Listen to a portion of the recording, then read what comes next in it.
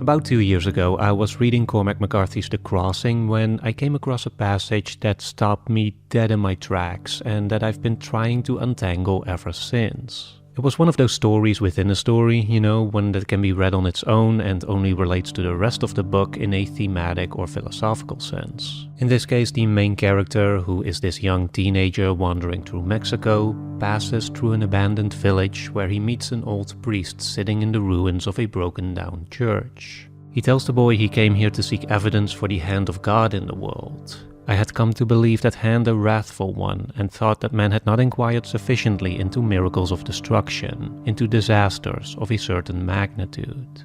And the reason he came to believe this was because of a man he met years earlier, a heretic whose conflict with God would challenge the priest to his very core. Over the next 20 pages or so, the priest goes on to recount the tale of this heretic, covering his past, all the great misfortunes that he suffered, and his argument against God, which in its foundation really was a struggle with the more universal question of the meaning of life.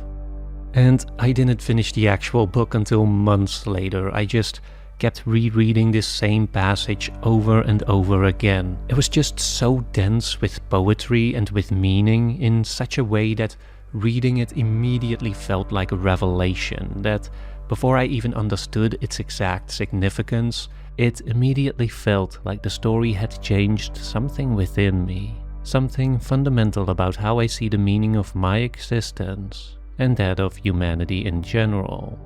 What was here to be found was not a thing, the priest also emphasized.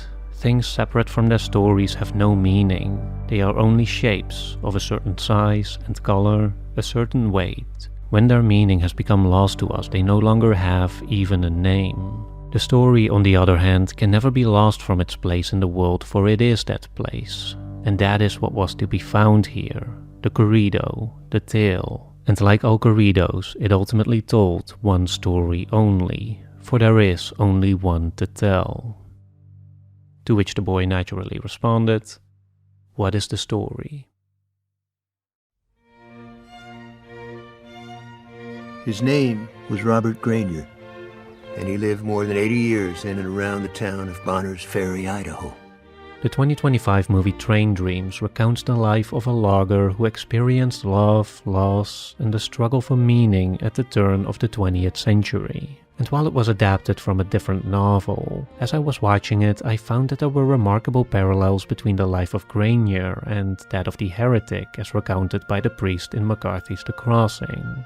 Which is not to say that they are exactly the same or that one borrowed from the other, but rather that they share a similar approach to reach that deeper story at the heart of it all. And it's when taking them together that, in my experience, this deeper story emerges all the more clearly. You turn a corner and suddenly find yourself face to face with the great mystery, the foundation of all things.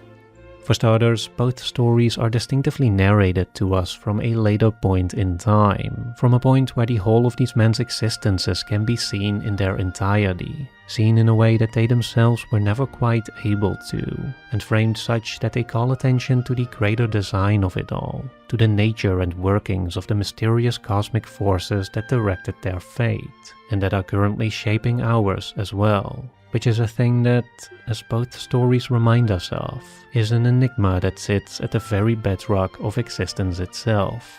This is the hard lesson, the priest says before he begins telling his tale of the heretic. Nothing can be dispensed with, nothing despised, because the seams are hid from us, you see, the joinery, the way in which the world is made. We have no way to know what could be taken away, what omitted. We have no way to tell what might stand and what might fall. This world is intricately stitched together, boys. Every thread we pull, we know not how it affects the design of things. With this context, in both stories then, our main characters emerged out of a tragedy.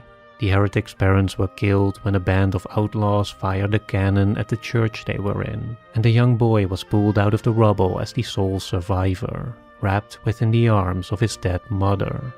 And as for Grainier's origins, we do not get to find out what happened exactly, but he too was orphaned at a young age. He never knew for sure the year or day of his birth. How he had lost his original parents, nobody ever told him. Both were then brought to another town with only fragments of memory from the time and place where they existed before. And here they both grew into manhood, married a wife, and were eventually blessed with a child. She's starting to look like you. All of a sudden, life made sense to Grainier. And though he didn't know it then, he would always look back on this time in his life as his happiest. One day then, business calls for them to be elsewhere, and both of them go on a journey not knowing it will be the most fateful one they will ever embark on. He sees her standing there. She waves goodbye to him as he sets out. He has no likeness of her other than that which he carries in his heart. Think of that, the priest says. Perhaps she is crying, standing there watching him out of sight. Life is a memory, then it is nothing. All law is writ in the seed. How exactly it unfolds is different for each tale, but the essence of the tragedy that soon follows remains the same. The heretic loses a son in an earthquake, and Grainier returns home to find both his wife and daughter have perished in a forest fire. There's not coming back. What thoughts must have been his? Who cannot feel his anguish? Such a man is like a dreamer who wakes from a dream of grief to a greater sorrow yet. All that he loves is now become a torment to him. The pin has been pulled from the axis of his universe. Whatever one takes one's eye from threatens to flee away. Such a man is lost to us. He moves and speaks, but he is himself less than the merest shadow among all that he beholds. There's no picture of him possible. The smallest mark upon the page exaggerates his presence. In some way, this is where their story truly begins, or at least for the listener, this is where it really starts to become about something bigger. Because, as the old priest continues, men spared their lives in great disasters often feel in their deliverance the workings of fate, the hand of providence. This man saw in himself what he had perhaps forgot, that long ago he'd been elected out of the common lot of men. For what he was asked now to reckon with was that he'd been called forth twice out of the ashes, out of the dust and rubble. For what? You must not suppose such elections to be happy ones, for they are not. In his sparing he found himself severed from both antecedents and posterity alike. He was but some bravity of a being. His claims to the common life of men became tenuous, insubstantial. He was a trunk without root or branch. Perhaps there was yet even then a moment when he would have gone to the church to pray. But the church lay in pieces on the ground, and in the darkened chancel within him had the ground also shifted, also cracked. There was also a ruin. A waste had opened up in his soul, and perhaps he saw with some new clarity how, like the church, he was himself but a thing of clay, and perhaps he thought that the church would not be raised again, as to do such work requires first that God be there in men's hearts. For it is there alone that it truly has its being, and there failing no power can build it back again. He became a heretic, so. Don't you think it's too much? So what does it actually mean to become a heretic? Does Grainier become one too? Well, in his own way, I'd argue that he does. You see, what Grainier believed was that the great tragedy that befell him was the manifestation of some kind of cosmic reckoning that he had already been dreading, perhaps even subconsciously running away from, since long before, leading all the way back to an incident from the one time he worked on a railway, and stood idly by as a group of men killed a Chinese laborer who to Grainier may as well have been a friend. Grainier worried more and more that something terrible was following him, that some punishment was seeking him. The railway track that Grainier laid on that day here also becomes an unspoken symbol of this deep-seated belief, of the fear that on that day he unknowingly locked himself onto a trajectory that he wouldn't be able to escape from, that he had placed himself at the mercy of some greater power that would direct the course of his life, moving him toward tragedy, and ultimately into oblivion.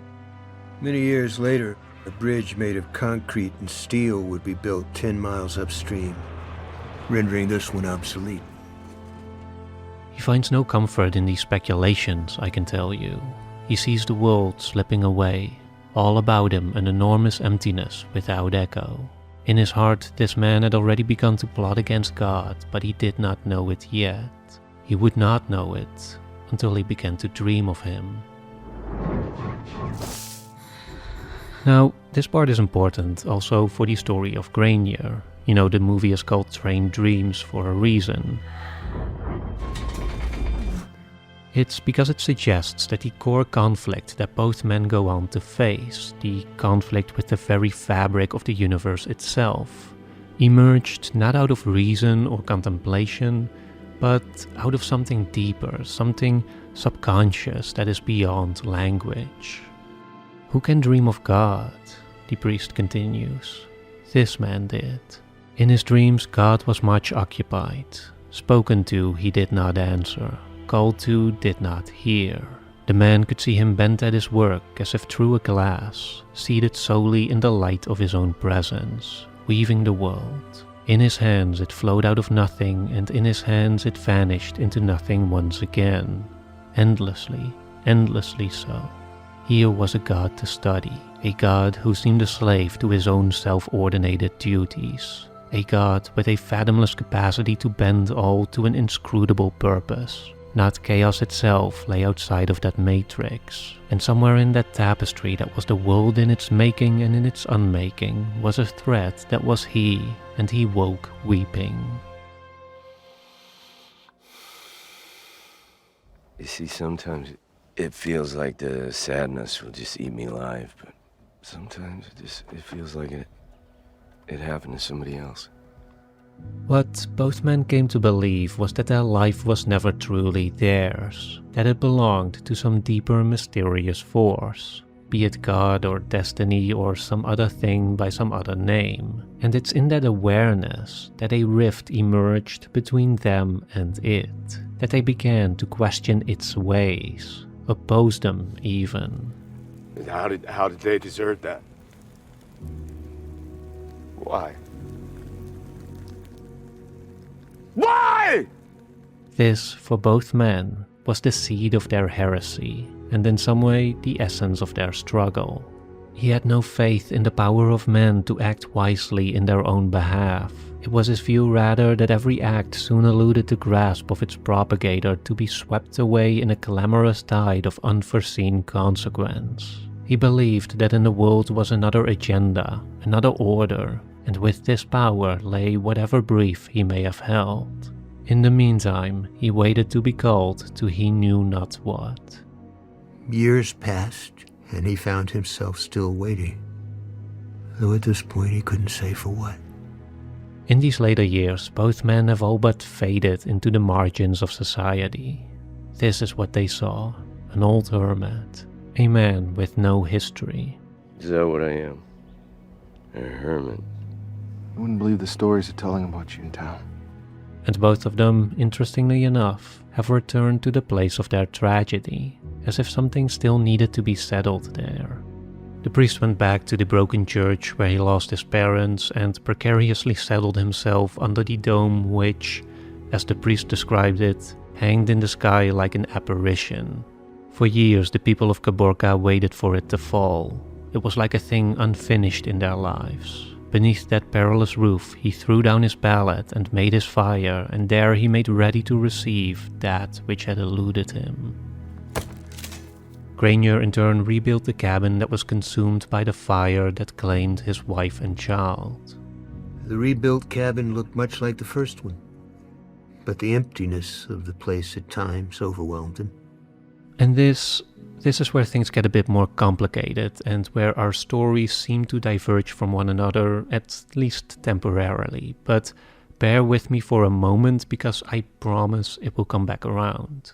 So, unlike in Grainier's story, in the heretic's tale, it is at this moment that the narrator himself enters the stage as the young priest coming to visit the heretic under his dome, trying to engage him in dialogue and possibly to offer him salvation. The heretic at this point has become somewhat of a crazed person, pacing around, muttering to himself, and occasionally raising his Bible to the sky as if directly addressing God himself, trying to make cause against him. He returned the next day and the day after. People came to attend, scholars of the town, to hear what was said on either side. The old man at his pacing under the shadow of the vault, the priest outside, the old man thumbing his book with a terrible dexterity, like a money counter. The priest countering from those high canonical principles to which he gave such latitude. Both of them heretics to the bone. What we see next is a bit of a perspective shift, away from the heretic and toward the young priest, which will also go on to explain that last line where the old narrator refers to himself as also being a heretic. Because what the young priest has done here is that he has unknowingly stepped into every story of every self-confident believer who's about to be hurled into a crisis of faith through an unexpected encounter, and who is just so perfectly described by the narrator. And the priest, he says, a man of broad principles, of liberal sentiments, even a generous man, something of a philosopher. Yet one might say that his way through the world was so broad it scarcely made a path at all. He carried within himself a great reverence for the world, this priest.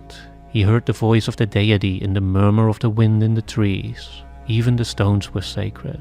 He was a reasonable man, and he believed that there was love in his heart. There was not, nor does God whisper through the trees.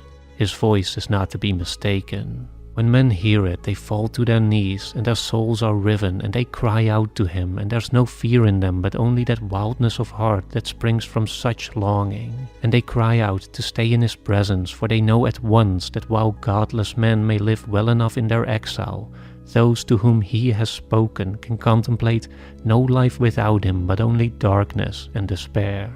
Trees and stones are no part of it, so... The priest, in the very generosity of his spirit, stood in mortal peril and knew it not. He believed in a boundless God without center or circumference. By this very formlessness he had sought to make God manageable. This was his collindancia. In his grandness he had ceded all terrain, and in this collindancia God had no say at all.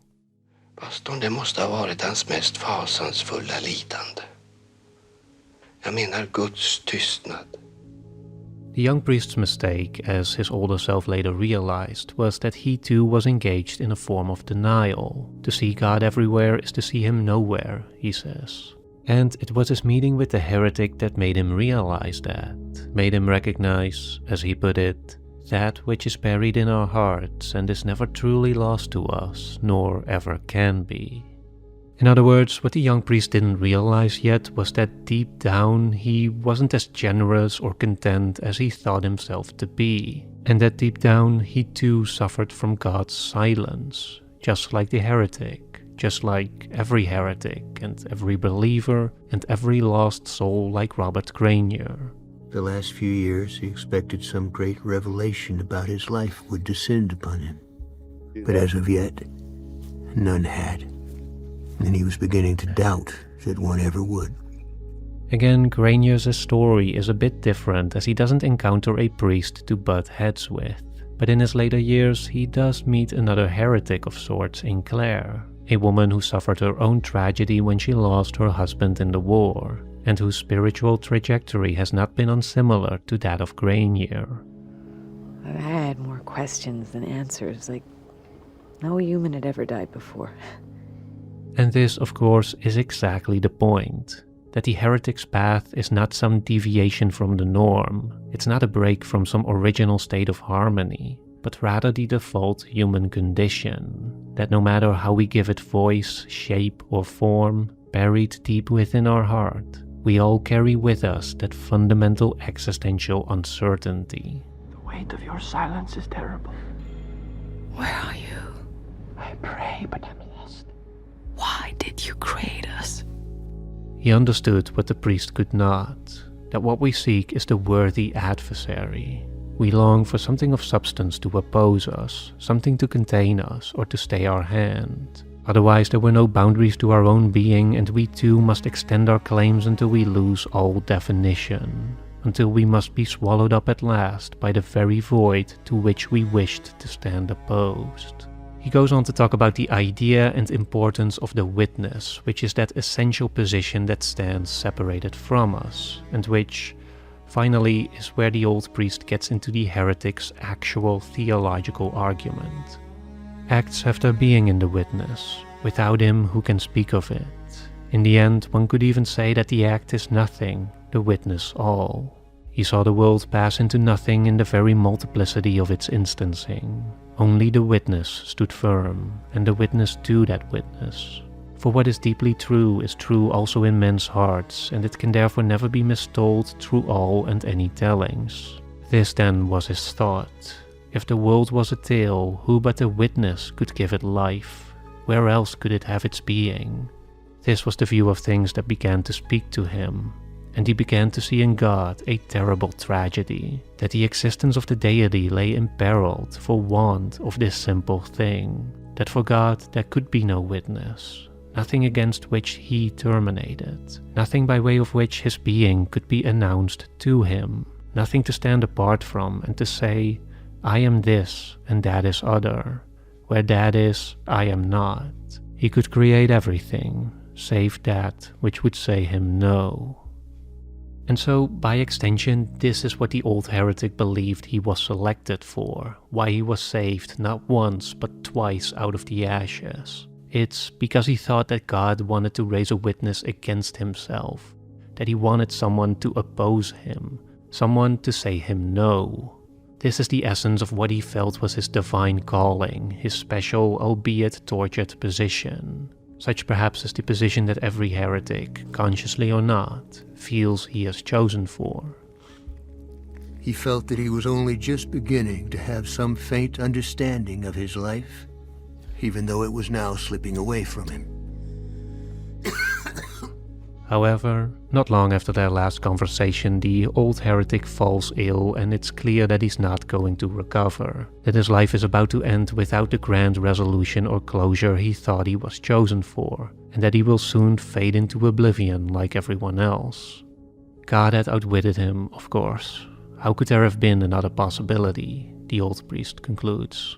And indeed, at his dying, the heretic realized that he had been wrong in his every reckoning of God. He realized he wasn't elected to step outside of God's dominion, but merely, if anything, to see the true extent of it. What he came to understand was that God could not be eluded, nor yet set aside, nor circumscribed about, and it was true that he did indeed contain all else within him, even to the reasoning of the heretic, else he were no God at all.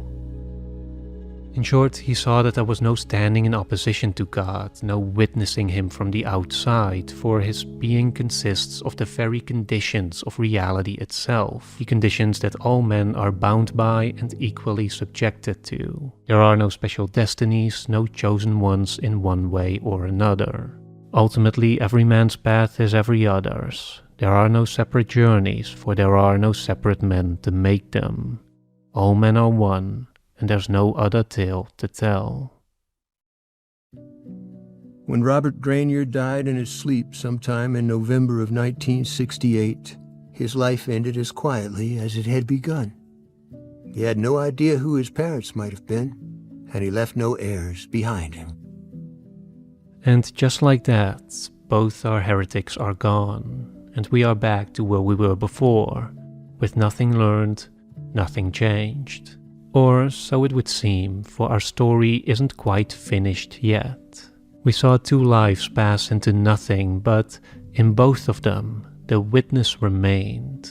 In McCarthy's The Crossing, this witness was of course the priest, whose final revelations I'll talk about in a minute. In Train Dreams, even though it feels like we've been drifting away quite a bit from the story of Robert Grainier. In the end, I'd argue that this witness was also there, had always been there, and will now become most relevant. For you see, it was the audience. It was us. Now, this is not an element of storytelling that is talked about all too often, the place and purpose of the audience as a witness, but as I see it, it can be an essential one nevertheless, especially when it's deliberately woven into the fabric of the story.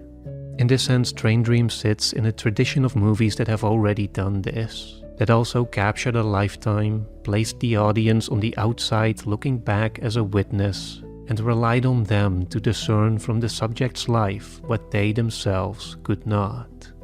Most closely related to Train Dreams, I think, there's the Assassination of Jesse James by the coward Robert Ford, and Terrence Malick's A Hidden Life. What good do you think your defiance is doing anyone? You think it will change the course of things? In movies like these, it's the act of witnessing that clearly generates an additional layer of meaning, and more specifically, a layer of meaning that subverts the basic premise of these tales in their isolation, which is the premise that these lives, albeit each in their own way, had been forgotten by history. Robert Ford kills Jesse James in the hope of placing himself within the same American myth that had made the infamous outlaw so beloved, only to find himself seemingly erased from it. You know what I expected? Applause. There would be no eulogies for Bob, the narrator concludes. And the Austrian farmer resisted the Nazi regime only to get himself imprisoned and executed without having made a clear difference to the course of the war, without knowing if he even did the right thing. No one will be changed. The world will go on as before. But of course, it's in the act of witnessing that these stories are entirely recontextualized. It's through the witness that Bob did after all receive his eulogy. And more than that we now see his role in the Jesse James saga as an essential part of the mythologization of the Old West, and of man's longing for significance in general. Similarly, it's through the witness that the hidden life of the condemned farmer is no longer hidden, and that the fear and doubt he experienced in his sacrifice is now sanctified into moral clarity and elevated into the greater canon that tells of the universal struggle between man's conscience and the ways of the world. Give me strength to follow you. Show me. More essentially, what stories like these reveal, what the idea of the witness reveals, is that people can carry out a truth beyond the one they thought they were embodying or reaching for, a truth through which they unknowingly convey something deeply significant, transformative even, to the witness. And this leads us into what is also the first part of the priest, his final revelation. In the end, what the priest came to believe was that the truth may often be carried about by those who themselves remain all unaware of it. They bear that which has weight and substance, and yet for them has no name whereby it may be evoked or called forth. They go about ignorant of the true nature of their condition. Such are the wiles of truth, and such its stratagems. Then one day, in that casual gesture, that subtle movement of divestiture, they wreak all unknown upon some ancillary soul a havoc such that that soul is forever changed, forever wrenched about in the road it was intended upon, and set instead upon a road heretofore unknown to it. More specifically to his story, what the priest is saying here is that while the heretic thought he was arguing for one thing, as the priest would later come to realize, he had unknowingly revealed to him something else entirely, revealed a deeper truth that I also experienced as I watched the story of Robert Grainier. For while it may seem that Train Dreams doesn't carry an explicit message, that unlike those similar movies, it doesn't clearly frame the story of its subject within a broader discussion on myth or morality or some other thing like it, and that it merely offers a few corny platitudes, which, granted, can feel a bit clumsy and overly modern at times, I don't think we should mistake these for a more general superficiality. So what is it saying then? What is this deeper truth that the tales of these heretics brought forth? Well, I'll just read to you the final words of the old priest because they are quite dense, and then we'll break them down after. What the priest saw at last was that the lesson of a life can never be its own. Only the witness has power to take its measure. It is lived for the other only. The priest therefore saw what the anchorite could not, that God needs no witness, neither to himself nor against. The truth is rather that if there were no God, then there could be no witness, for there could be no identity to the world, but only each man's opinion of it. The priest saw that there's no man who is elect, because there's no man who is not. To God, every man's a heretic. The heretic's first act is to name his brother, so that he may step free of him. Every word we speak is a vanity. Every breath taken that does not bless is an affront. Bear closely with me now. There is another who will hear what you never spoke. Stones themselves are made of air, but they have the power to crush, never lift. In the end, we shall all of us be only what we have made of God, for nothing is real save His grace. Okay, so essentially the argument that the priest puts forward here is a subtle yet significant repositioning of what the heretic also argued for earlier. One that adds an additional layer of meaning which then resolves the gap in understanding that the heretic himself, just like Grainier and those other troubled characters, suffered from. The old priest too speaks of the importance of the witness, but unlike in the heretic's argument where the witness creates meaning, in the understanding of the priest, the witness rather receives it. He is not the source of the tale of the world, merely the recipient of it. This is why God needs no witness, neither to him nor against, because it's not the witness that makes reality possible, rather it's the other way around. It's God that makes witnessing possible. Or to put it like this, it's because the world exists, because there is some deeper foundation, that the witness can exist as well. You turn a corner and suddenly find yourself face to face with the great mystery, the foundation of all things. What we also begin to understand here is that while this story has been speaking of God in what feels like a religious context, in the end I don't think this story is about religion or faith at all, or at least not directly, because the definition of God that emerges here, as I see it, is one that is about something even more fundamental than a deity or creator, which is in itself already an interpretation of something else, namely of those foundational aspects of our reality whose exact nature and machinations lie beyond human comprehension. That is the God that is being described here. It's the absolute first principles from which everything else follows. Every idea of what God is or isn't, every belief about the meaning or meaninglessness of life, all rests upon that unknown bedrock that predicates our existence, and that, like the subconscious mind, extends beyond our language, beyond our intentions, and beyond the limits of our conscious understanding. This world is intricately stitched together, boys. It's all threaded together, so you can't tell where one thing ends and another begins. The sun shines on good and evil the same. And as much as we might try and grasp it, this great mystery at the heart of our being, by its very definition, cannot be held together by thought or reason as the heretic tried to do, as we all try to do to some extent. This is why to God every man is a heretic, why every word we speak is a vanity. It's because we can't help but to try and control that which lies beyond our dominion. We all want to understand our lives, why things do or do not happen to us, why it is that we seem to be blessed so generously or punished so terribly. But it's in doing so, in trying to discern our own place or position in life, that we grant ourselves a meaning that isn't ours to define, and that, like the heretic, like every heretic, we separate ourselves from others by creating a contrast, by drawing a demarcation, because we say, I am so and he is not. The heretic's first act is to name his brother, so that he may step free of him. The truth, as the old priest came to see it, is rather that we do not control the meaning, the purpose, or even the course of our lives as we think we do, and that if our life has any particular significance, it is not ours to understand. Again, the lesson of a life can never be its own. It is lived for the other only. This is not some moralizing message on how to behave. It's a basic descriptor of how your life functions, of how it affects others whether you intend to or not, whether you want to or not. This is what is meant by there is another who will hear what you never spoke.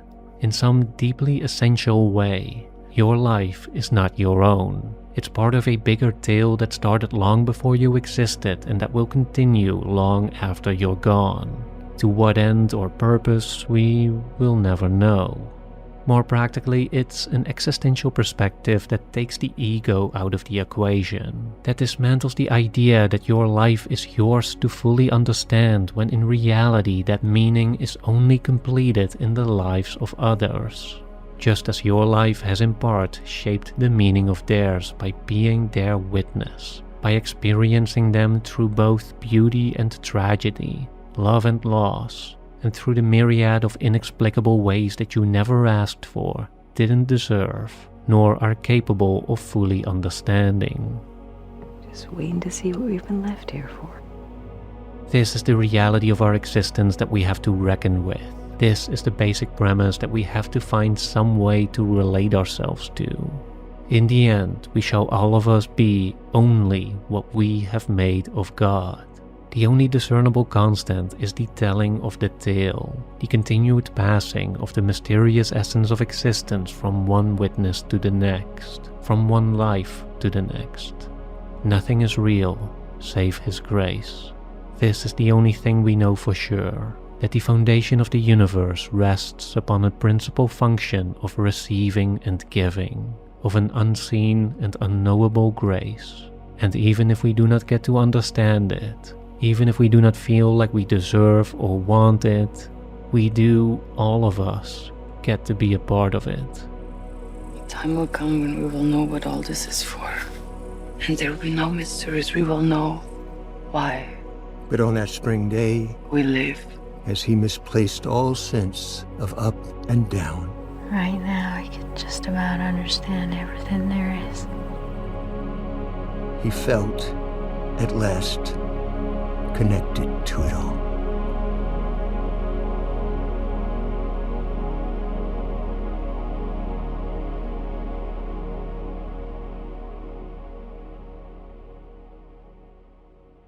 I think part of why all of this struck me so deeply, aside from how it slightly yet significantly changed how I see the meaning of life, is because I feel it also cuts right into the very core of what cinema and art in general is all about. As I see it, at least, to watch a great movie is to perform the act of witnessing that helps to bring alive that which might otherwise remain dormant. Call it our collective soul or story, whatever shared meaning that there is between us that keeps us together. And if you're looking for a place to find such great movies to witness, I highly recommend you check out Mubi. Mubi is a global streaming service dedicated to elevating great cinema. They offer a vast library of amazing movies, from iconic directors to emerging auteurs, and from timeless masterpieces to hidden gems and festival favorites. If you're into Cormac McCarthy, you'd probably want to watch The Settlers, which is this beautifully rugged yet poetic portrait of colonial violence in Chile. And if you want something more akin to train dreams, I'd suggest the gentle frontier story of First Cow, or the newly released Sound of Falling. I got to see this multiple generation spanning tale at the Cannes Film Festival, and I've just been waiting for a chance to watch it again. Of course, there's plenty more riches of cinema to discover here, and if you want to see for yourself, you can now try Mubi for free for 30 days by using my personal link. That's mubi.com/likestoriesofold. So go to mubi.com/likestoriesofold to start your free month of great cinema today.